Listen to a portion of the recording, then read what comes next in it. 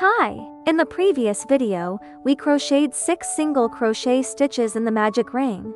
This video will teach you how to turn the crocheted piece into a circle.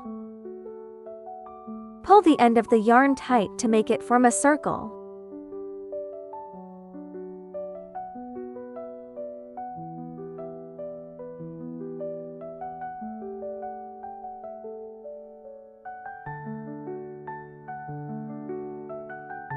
Then insert the crochet hook into the first stitch.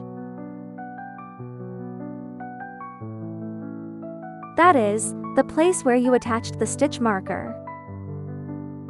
Remove the stitch marker.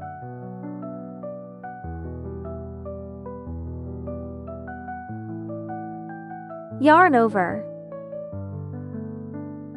Pull the loop out of the stitch.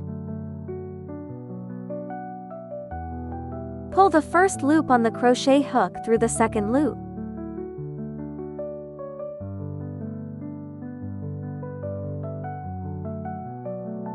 In this way, the slip stitch of the first round is completed.